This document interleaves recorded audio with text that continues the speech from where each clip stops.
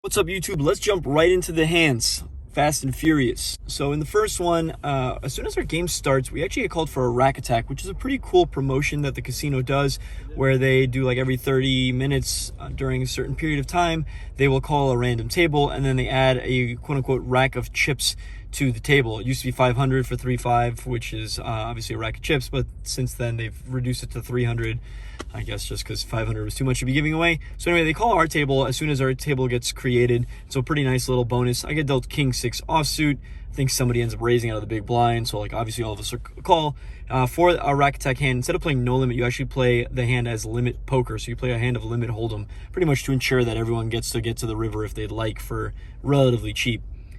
So the flop ends up coming Jack 10-7. Obviously all we really have is the overcard and a running straight, running trips draw.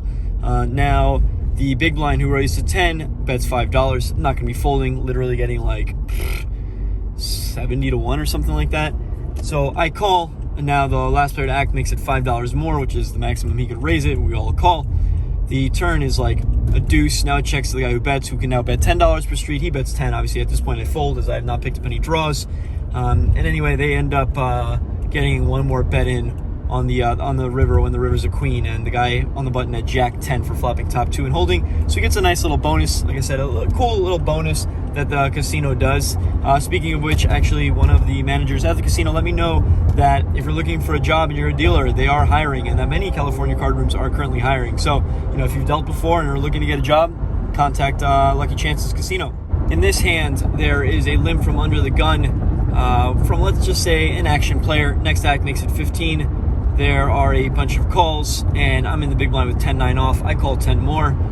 Spot where, you know, obviously it's, I think, debatable. Can make a loose fold, but as I mentioned numerous times before, I like getting into flops. The flop comes 8-7-5 with 2 clubs. I flop an open-ended to the nuts on a flush draw board. I check, under the gun checks. Now the pre-flop raiser bets 55 into the field. Everybody folds to me. I think this is a spot where, you know, we can mix in a couple of different plays. Obviously, we can check raise, but I think the fact that he's betting here into multiple opponents, I think we went 5 ways to the flop, it's just really strong. So trying to check raise here would be a bit suicidal. Obviously, we can just fold out of position with an open-ender on a flush draw board, because some of our outs might be not clean. Obviously, if he's betting here, he could have some like ace-king, ace-queen of clubs. And obviously, and finally, I think we could just call. I decided to just call. We are $1,000 deep, and I think this player is someone who's capable of making some big mistakes, which I'll get into later on in the hands. So I call, the under the gun player folds, and now we go heads up to a turn, which is the deuce of diamonds, bringing in a second flush draw. I check, and he bets $130. This is, I think, where I make a mistake. I decided to call, essentially drawing to the nuts, and my plan is to use a couple of specific rivers as bluff cards. Out of position, I think this is a really big mistake. This is just a pretty clear fold out of position, because if I make my hand, he might not pay it off. He could be bluffing. At the time, my thought was that his range looks a lot like just some overpairs, possibly some sets. Obviously, if he's just opening to 15, he could have just flopped a set. I don't expect him to have many straights, and I think that if he had a flopped flush draw, then he probably wouldn't just keep barreling. So anyway, my plan here is obviously try to get there, and if not get there, I think I'm going to use all the clubs to bluff, and possibly even a diamond to bluff the backdoor flush draw. Anyway, so I call, and the river is an offsuit king. Obviously, just nothing really gets there. I think trying to bluff this card would be really weird. If I'm going to leave this card, what am I exactly repping other than maybe a flopped king eye flush draw? But I still think that hand I would just be check calling with. So obviously I check. He checks back. I announce that I missed, and he wins with ace-9 of diamonds. Which kind of goes to show you a number of things. A, why you don't want to be playing these types of draws out of position. My thought at the time when he was betting was I knew that he's like kind of a loose action player, but I didn't think he was capable of just like bluffing multi-way here with like ace high on the flop. So I didn't expect his range to be something like here, like a gut shot and a backdoor flush draw. I thought it was going to be much more like a front door flush draw, maybe sometimes, as well as some overpairs. And so, obviously, like, again, a reason as to why not to be playing these weak draws out of position against players who are capable of just going wild with ace high. I think I played it just terrible from beginning to end. I think the flop call is okay. The turn call is terrible. As we can see, out of position, it's just gonna be hard to win this hand because, like I said, you gotta like lead some rivers, and now you have to pray that he just isn't gonna call, which I think people are going to do a lot of the time. And so I just hate the way I played this hand. Now in this next hand, there's a limp from a reg who's kind of loose, but he also likes to limp re-raise. So I've been limping behind him some stronger hands. And so I look down at King Jack, and I'm just kind of over it because he's been limping, I think, like 3 or 4 times now in an orbit. I make it 25. The guy with the ace 9 of diamonds now flats the button, and the limper folds. We heads up to a flop, which comes king, queen, queen with 2 clubs. Obviously, I flop a pretty good hand, but I think if I bet here, I'm just going to get folds from like a pretty wide margin. And by checking, I can allow him to maybe start bluffing. So I check, and he quickly bets 45. Obviously, I'm not going to be folding top pair. I think he could have a number of flush draws. Obviously, he could have a queen as well, and some straight draws. The turn is now the 6 of clubs. The flush gets there. I check, and he checks it back. When he checks this back, I think that he's just never really going to have a flush. I think that I'm very likely to have the best hand. Obviously, sometimes he still has a queen and doesn't love this card. The river is now a deuce, and I decide I'm going to be kind of blocker betting the river for $25. My intention here is to not cost myself if he has a queen, because I think if I check here, he's probably going to bet a queen and probably bet larger. So I get to name my price. More importantly, if he has a queen, I don't think he's ever going to be raising, and I just don't think he has a flush. So I think if he raises this river, it's just always going to be a bluff, because like my sizing looks so small and so weak.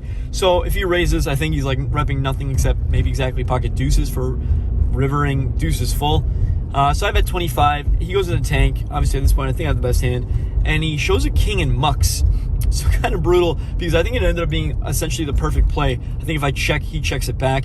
And obviously otherwise, I should have been getting called. I'm assuming he had like king 10 or king 9, some worse kickers. I expect for this sizing, he should be calling for $25. But I think he obviously assessed that I was going for value and that his hand was no good. At this point, I am freezing. I had to go to the bathroom and come back and immediately get, I post in the cutoff to ace king.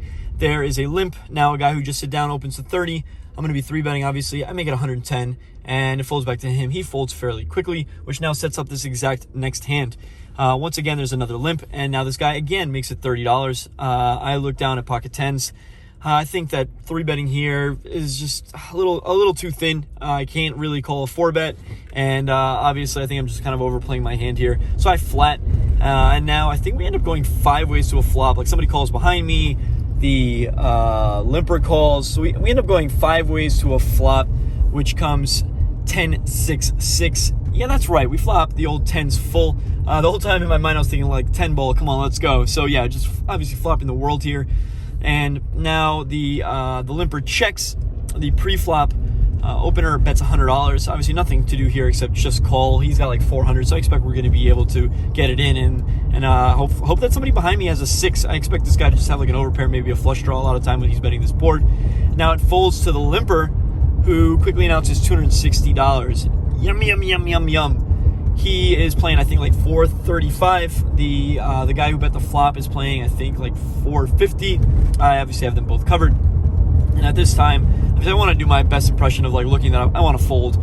He's in the tank. He keeps looking over at me like what I'm going to do. And so obviously I just kind of go to like shuffle my cards, look like I'm disinterested, like I'm going to be folding. And eventually he jams it all in there. Obviously I snap it off because I don't expect the limp re-raiser here to have anything but exactly a 6. Like, I think he has a 6 here a lot. So I call it off. And the guy who made it 260 quickly calls as well. I table my hand immediately to show that I have 10s full. I'm not really, at this point I start like, I pick up the camera to table to view the action, and I don't really see what comes off on the turn. I think maybe I notice it's a 6, but at the exact same time, I don't really compute that a 6 is obviously terrible, because I really thought that this guy has a 6. It's at this point, he then turns over his card and starts wagging it around. I'm still just recording the action, haven't really processed everything. The river comes a king. I'm thinking, hopefully this guy doesn't have pocket kings, the one that jammed it in. But already now, like, things start to kind of finally add up in my mind that the guy wagging his card around has a 6. And obviously I thought he had a 6, and I now realize that there is a 6 on the turn. So pretty nasty from just on all accounts. I think the pot is about $1,350, $1,400, something like that. 35 ways plus like the 435 goes in on the flop 3 ways. Yeah, pretty brutal. Nothing, I think, to say much about this hand, except obviously it's nasty. I think that everything else played pretty standard. And we just got punished by the one-outer. Also, the nasty part is that if we rivered a 10, we would have gotten the bad beat jackpot. So not only did I get a bad beat, but I avoided the bad beat jackpot, which is an even bigger bad beat. Yeah, pretty unfortunate. And that's going to be all she wrote for the interesting hands. After that hand, I played a couple of spots that just weren't great. I didn't end up recording them. A bit too loose, too much action, got punished. And we ended up maybe losing a couple hundred more. And I ended up booking a just shy of $1,000 loss. Obviously, I probably wouldn't have tilted a bit after that hand if I didn't lose to the quads. And obviously, if we win that hand, then we end up booking a pretty decent win, as I think I was about even, or maybe stuck a little bit, and that pot would have netted us like $800. So, unfortunate turn of events, losing to the quad sixes, heading now to pick up Charlie, and we only have a few more days for this one-chip challenge. So, unless I can somehow put out like a video a day, plus 2 on the last day, looks like I'm going to be eating that devilish spicy chip. Anyway, that's all for now. Thanks for watching, guys, and catch you in the next one.